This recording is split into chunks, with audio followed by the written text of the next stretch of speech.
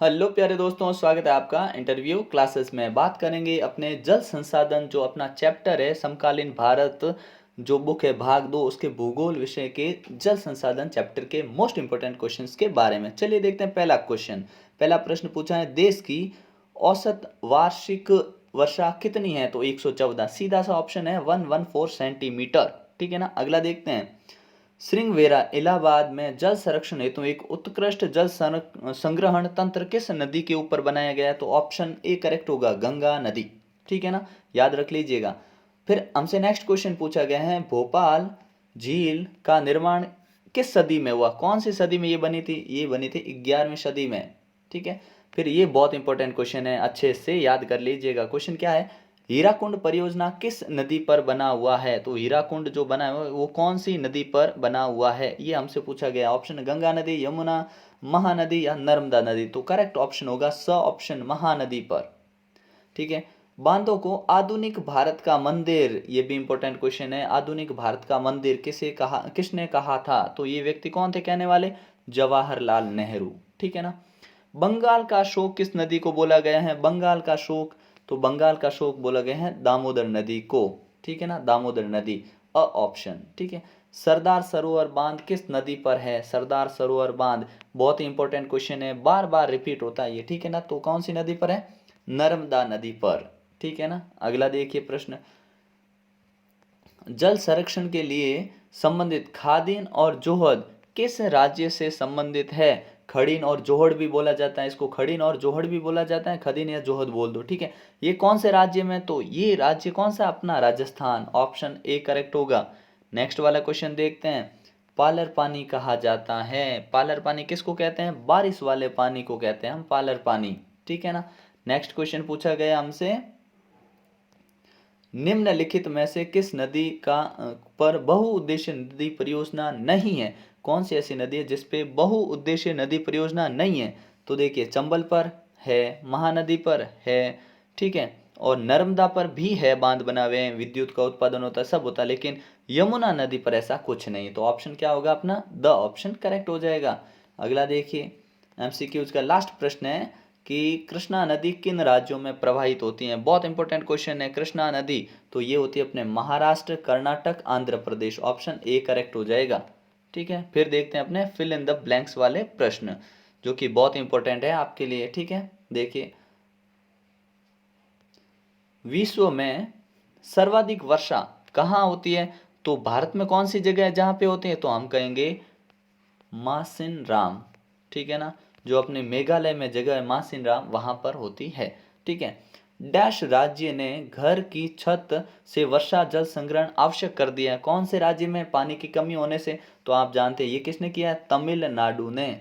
तमिलनाडु, क्योंकि पानी की इतनी कमी हुई कि वहां पे बता दिया गया है कि जो बारिश का पानी आता है छत पे इकट्ठा करो, उसको इस्तेमाल करो उसका। ठीक है। जल डैश योग्य संसाधन है। जल कैसा संसाधन है?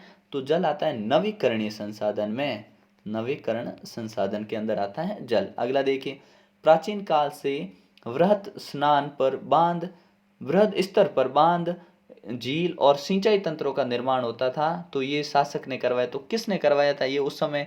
तो हम बोलेंगे बहुत ज्यादा जिसने बांध, झील और सिंचाई तंत्र बनाए थे वो थे अपने चंद्रगुप्त। कौन थे? चंद्रगुप्त मौर्य। ठीक है ना, चंद्रगुप्त मौर्य। अगला देखिए, हौज खास का निर्माण किस शासक ने करवाया? तो हौज खास का निर्माण कराया इल्तुतमिश। इल्तुतमिश। ठीक है ना, इल्तुतमिश ने करवाया था। अगला है, बांधों को डैश परियोजना भी कहा जाता है। बांधों को हम क्या कहते हैं? क्योंकि जहां बांध बनते हैं वहां पे बहुत सारे उद्देश्य वो पूर्ण होते हैं, तो इसको क्या बोलते हैं? हम बहुउद्देशीय। क्या बोलते हैं? बहुउद्देशीय। ठीक है ना, जिसमें हम उद्देश्य ऐसे, बहुउद्देशीय परियोजना हम इसको कहते हैं। ठीक है ना, बहुउद्देशीय। नेक्स्ट है, भाखड़ा नांगल परियोजना का विकास डैश नदियों के बेसिन पे हुआ है?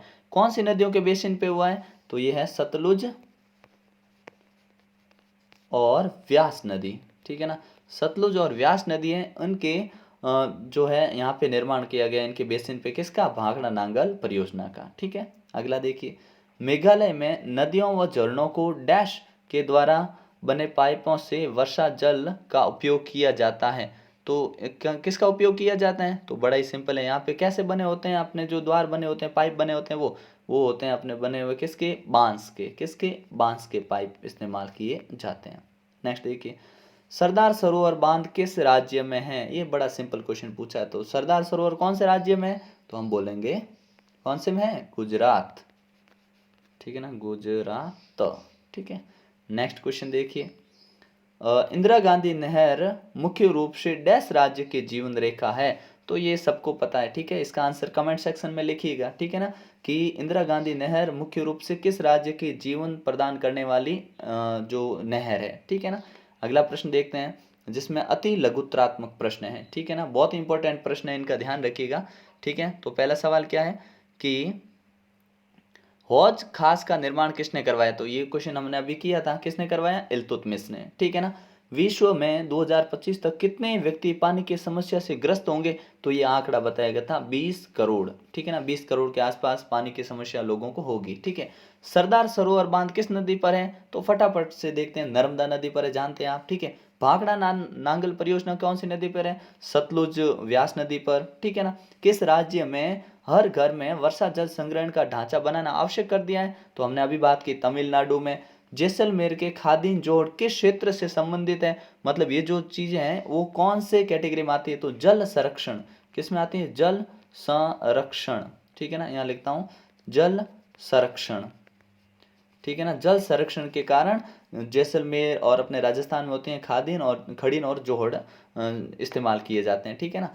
गांधी सागर बांध जो बना है वो कौन सी नदी पर बनाया गया? गांधी सागर, तो ये किस पे बना है? चंबल नदी पर बना है। ठीक है ना, चंबल नदी। अगला देखिए, हीराकुंड बांध कौन सी नदी पर बना है? तो हीराकुंड कौन सी बात, अभी हमने ऊपर बात की थी इसकी, कौन सी? महानदी। कौन सी नदी है? महानदी। ठीक है ना। अगला क्वेश्चन देखते हैं, जल विद्युत किसे कहते हैं? तो नदियों के ऊपर बांध बनाकर जो विद्युत प्राप्त की जाती है, विद्युत का उत्पादन किया जाता है, उसी को हम जल विद्युत कहते हैं। बड़ा आसान था। ठीक है ना। और जवाहरलाल नेहरू ने गर्व से बांधों को क्या कहा? ऊपर कहा था, हमने पढ़ा था क्या? आधुनिक भारत का मंदिर। क्या कहा था? आधुनिक भारत का मंदिर कहा था। ठीक है। अगला प्रश्न देखते हैं, टिहरी बांध कहाँ और किस नदी पर बना है? तो टिहरी बांध बना है अपने उत्तराखंड में बना है। और नदी कौन सी है? तो उत्तराखंड में नदी कौन सी है? भागीरथी नदी पर बना है। ठीक है। एमएनसी यानी बहुराष्ट्रीय कंपनियां क्या होती हैं? तो ऐसी कंपनियां जो क्या करती हैं, ज्यादा देशों में, या विदेशी कंपनियां जो अन्य देशों में भी धन कमाती है या अपना व्यापार करती है और अपना माल भेजती हैं, उसको हम क्या कहते हैं? बहुराष्ट्रीय कंपनियां कहते हैं। ठीक है ना। अगला सवाल देखते हैं, नवीकरणीय स्रोत क्या होते हैं? तो ऐसे संसाधन जिनका उपयोग हम बार बार कर सकते हैं और पुनः उत्पादित किया जा सकता है, उनको कहते हैं हम नवीकरणीय। ठीक है ना। या फिर वे ऊर्जा के स्रोत जिन्हें कई बार उपयोग में लाया जा सकता है, वो कभी समाप्त नहीं होते हैं। ठीक है। बाढ़ किसे कहते हैं? सिंपल सी परिभाषा क्या, जब जल अचानक से किसी स्थान पर औसत जो वर्षा होती है उससे अचानक ज्यादा बारिश हो जाए और वहां पे अधिक वर्षा से पानी बाढ़ के रूप में इकट्ठा हो जाता है या ज्यादा पानी इकट्ठा हो जाता है, इसको हम बाढ़ कहते हैं। सूखा, जहाँ अनावृष्टि हो जाए, मतलब जो एवरेज होते हैं उससे भी कम बारिश हो जाए, उसको सूखा बोलेंगे। ठीक है।